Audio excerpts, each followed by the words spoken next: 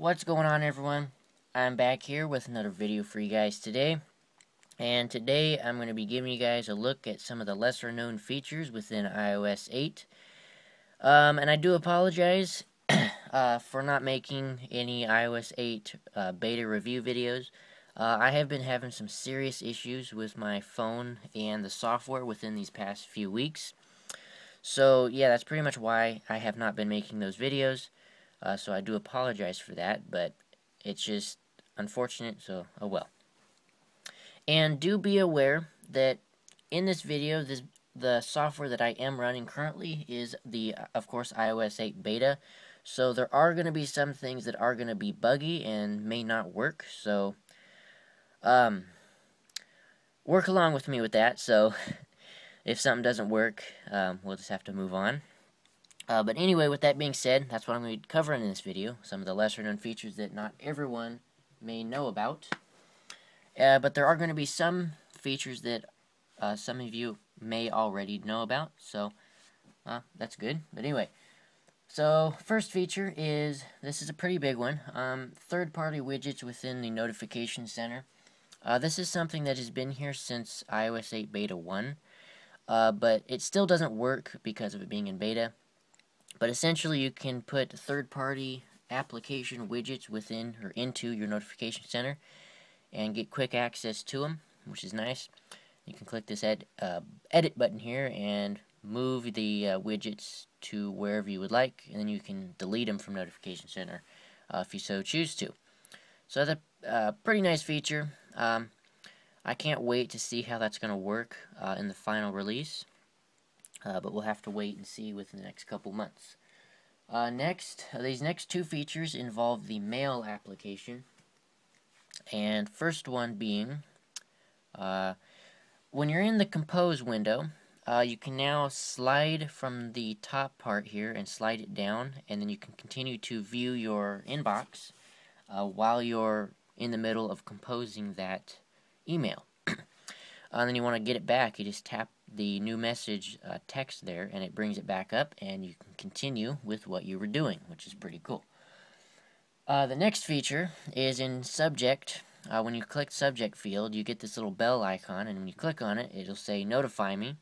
And essentially what that'll do is it'll give you push notifications for that conversation thread. So when anyone replies to this message, you'll directly be notified with a push notification, which I find really, really nice and very useful. But anyway, moving on now. Now, these next two features are within the Notes application, so let's go ahead and jump in there. And first one being is there is now rich text formatting within the Notes application. So let's go ahead and select this text here, and you now get this button right here with editing options. So if you click it, you now can do bold, italicize, or underline. So let's go ahead and bold, italicize, and underline. And as you can see, now it's been formatted to reflect those editing options that you selected, which is pretty cool. Now the next feature within the Notes app is you can now insert a photo. So just like you can in OS 10 on the Mac, you can now insert a photo on iOS. So if you hit Insert Photo, go like right here, let's just choose this one of the home screen, choose, and then there you go. You've now inserted a photo within the Notes application. Now if you want to delete it, just tap anywhere underneath or on top of the photo, and then you can hit the backspace bar or backspace button and it'll delete it. So that's pretty cool. Nice enhancements to the Photos application. It's always welcome. Next up, there is now an Explore tab within the App Store. So let's go ahead and jump into the App Store here. And as you can see here, there is now this little Explore tab, and when you click on it, it gives you just some overall basic quick access to categories of different application sections. And then it'll give you the Popular Near Me section where you can view apps that are trending within your current location. And apparently there isn't really any showing up for me currently. But yeah, that is where your local, essentially, local apps would show up. Pretty cool. Next, this one I can't actually show because it doesn't work just yet. But AirDrop now works between iOS and OS 10. So, if you happen to be running iOS 8 and have AirDrop on your Mac, you should be able to use AirDrop between the two devices. Now, I'm not sure if you have to have OS 10 Yosemite for that to work. I'm hoping that you don't have to, but yeah, I don't know exactly yet because it doesn't work for me yet. So, yeah. Anyway, moving on. This is another one that I can't show because, once again, it doesn't actually work yet. But it involves the ability to turn on the personal hotspot feature on your iPhone through your Mac or iPad. So essentially, you can turn on the personal hotspot function from Wi-Fi settings on your Mac or on your iPad, and then connect it directly to your iPhone, which is pretty cool. But like I said, it doesn't work just yet because it's in beta. Okay, next up, you can make Wi-Fi, or you can make calls over a Wi-Fi network. And since I'm on Verizon, they don't support it, unfortunately. But currently, Wi-Fi calling is only supported through T-Mobile. So currently, if you're on T-Mobile and you have the iOS 8 beta, you can actually try this out. And you can go and try making a call over a Wi-Fi network. And essentially what that would do is it would basically make you not use any of your calling minutes or any of your cellular data, which is very nice. I'm hoping that once the final release of iOS 8 is launched, I'm hoping that Verizon and AT&T will start supporting that feature. But at this point in time, it is only for T-Mobile. Next up, there is a battery usage section under the settings application. So let's go ahead and scroll down to General, Usage, and then you can now see you have battery usage, and if you click on that, you can get a quick overview of everything that uses battery power, all the applications. So the highest one right now is Mail, which is using 32% rather, of the battery. And then the lowest would be Life 360, which is only using 1% of the battery. So it's a nice little section here that you can give an overview of what is using how much battery, and then you can see if you delete that particular application or turn off a function, it'll give you more battery power. It's pretty nice. Okay, next up, there is a new search engine. Keep getting tongue-tied a little bit.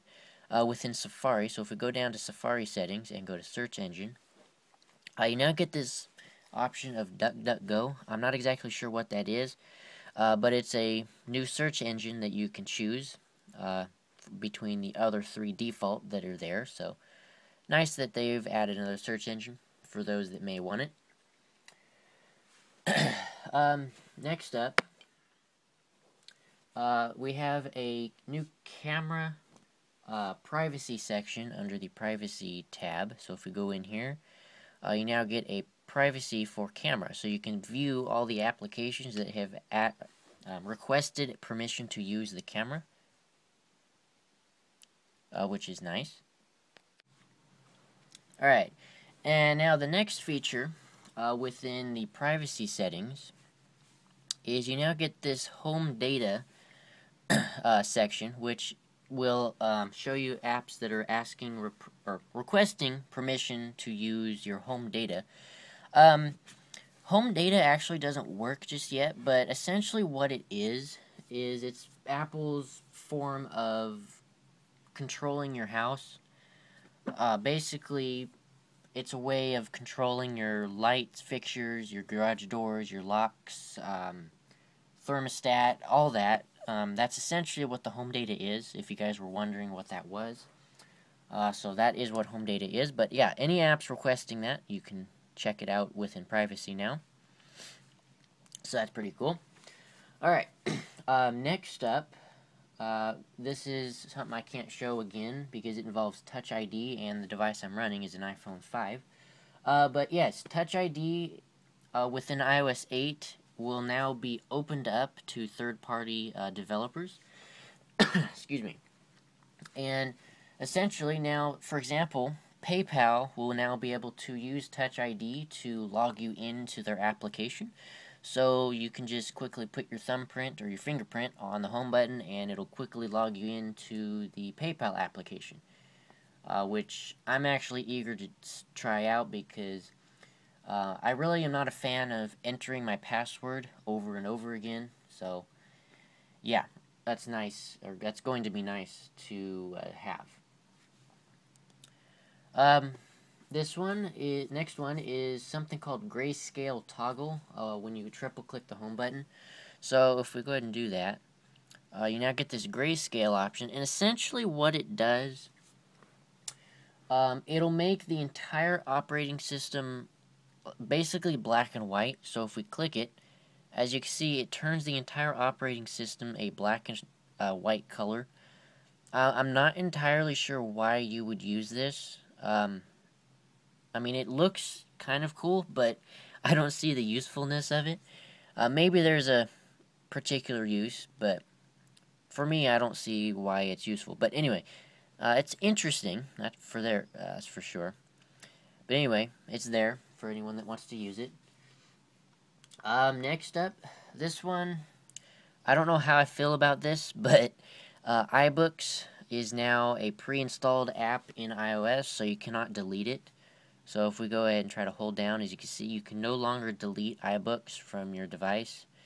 So pretty much you're stuck with iBooks from now on, which is a bummer. And same thing goes for the Podcasts application. As you can see now, Podcasts has become a default application that you cannot delete, which is kind of annoying, but oh well. And since Podcasts has become a default app now, if you go into Settings and scroll all the way down here, you now see there's a Podcasts section, so it gets its own section within Settings that you can adjust some quick settings here for whatever you may need to do. Now the next default app that Apple's added is something called Tips. And essentially what Tips is it's an application that gives you quick tips to the operating system. So if we hit Start Learning, you could scroll through here and just get some help and overall look at some of the new cool stuff that's in iOS 8. And it also, Apple will be updating this app weekly. As you can see here, it says check back for new tips every week. So this will be updated every week with new information. But it is another application that is going to be taking up space on your home screen. And for me, I don't really need that application. So it's kind of a nuisance to me. It's kind of just in the way. But there's nothing you can really do about it, unfortunately. But yeah. Okay, next up. This is something else with the notification center. And this is one that I have been wanting for a long time, and I know many of you have been wanting it as well. And it is the ability to remove a single notification at a time from the notification center. So you can slide over to the left and you can, well, this is for mail, so you can trash or mark it as read, which is actually useful. But you get this little X icon here, and if you click that, it'll remove that one notification from the notification center. So to get a better view at it, we can go to the Instagram here and slide over. You get a little X, click it, and it deletes it, but you still have all of the other notifications within there. I'm really happy that Apple has added that. That is something I have been wanting so long for iOS, and I know it's been in Android for a long time now, but it's great to have it in iOS now. And it also carries over to the lock screen.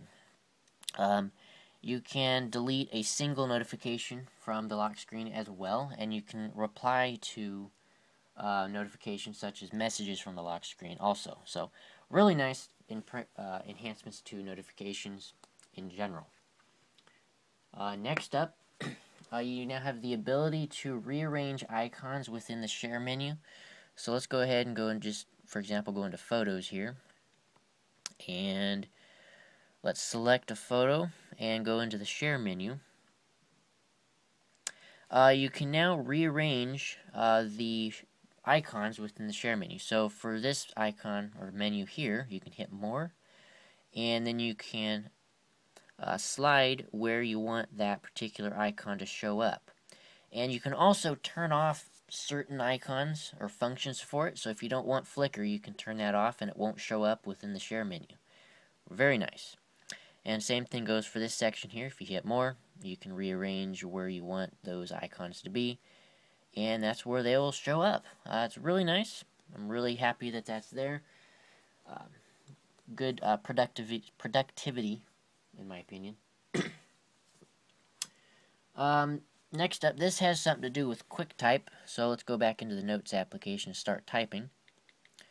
You can now disable QuickType by swiping down on the little QuickType menu, and it'll give you a little bar right there, so letting you know that you can re-access it. You can swipe back up and turn it back on, essentially.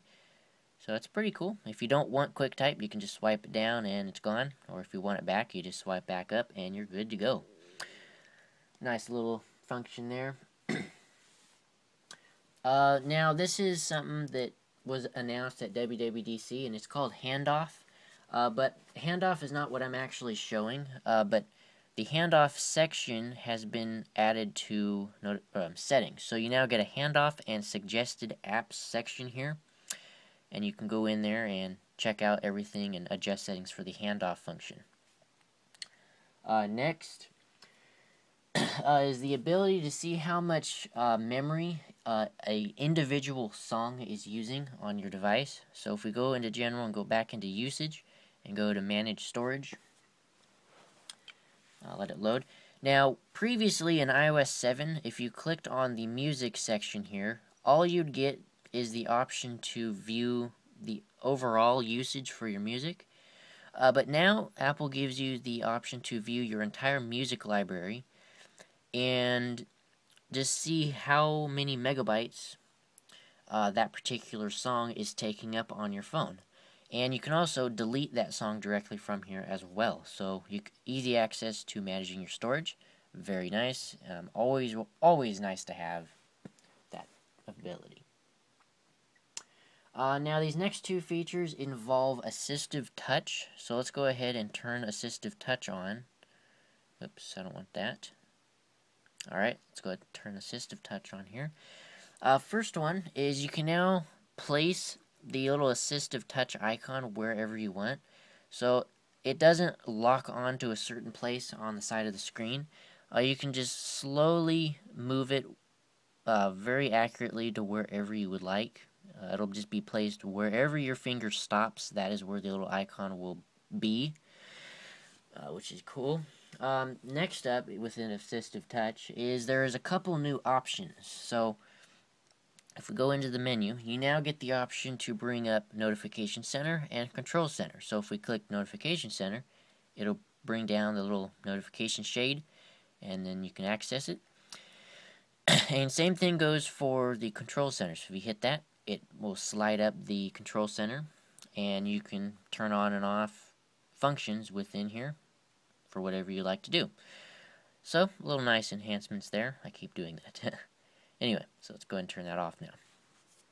Okay, now moving on to this next section here of features, and this will involve Siri, which actually I cannot unfortunately show you because my phone is actually somewhat broke at the moment.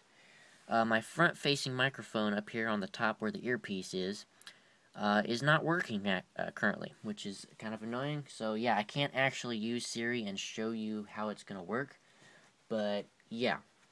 But anyway, the features that are now added with Siri is you can now say, "Hey Siri," and it'll open up Siri when you are connected to a power source.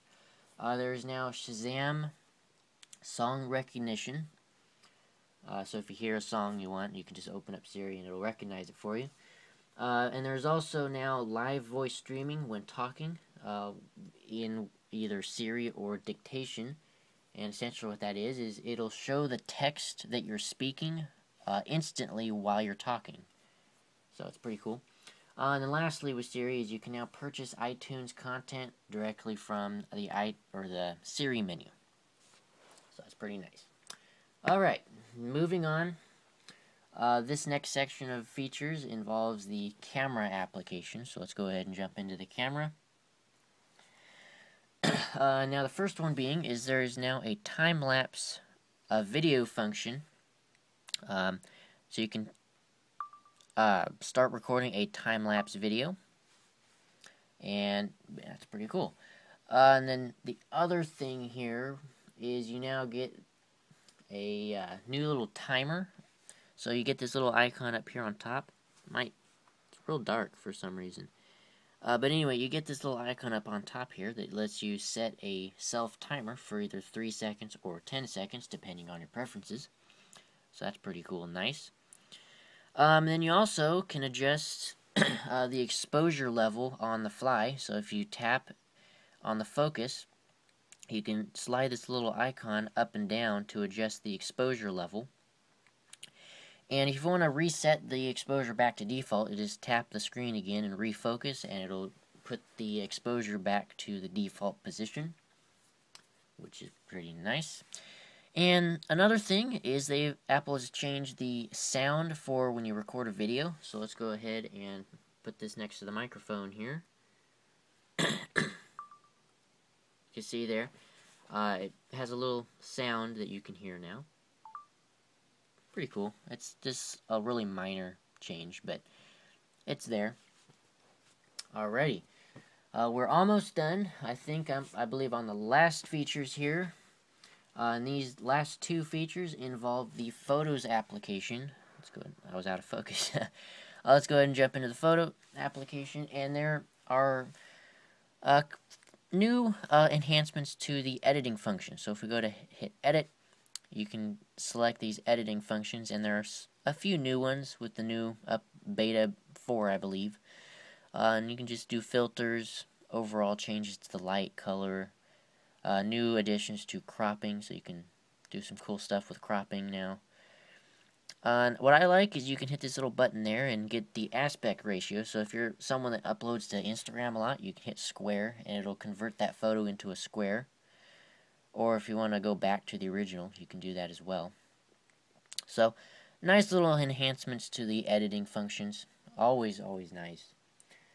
And a little tidbit here is there's also now a recently deleted sections where all of your recently deleted photos will show up. I'm not sure if I like this because when you delete a photo from, say for example, I'll delete this video here. It will show up under recently deleted. And if you want to permanently delete that picture or video from your phone, you actually have to go into the recently deleted folder, select it, hit delete, and then get rid of it. Which I don't like. I would rather just it be deleted immediately. But it's kind of a bummer. And now, anyway, I'm rambling on about it. I don't like it. But yeah. Whatever. But anyway, that is all of the lesser known features that I have personally found within iOS 8. I know there's probably many more within the operating system, but that's just too much to cover in one video. But yeah, I feel I've covered most of the main ones.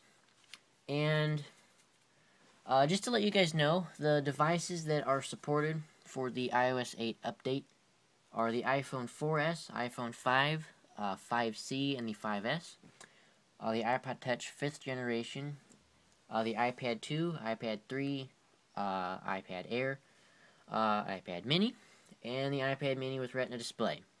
Now, unfortunately, the update is not supported for the iPhone 4.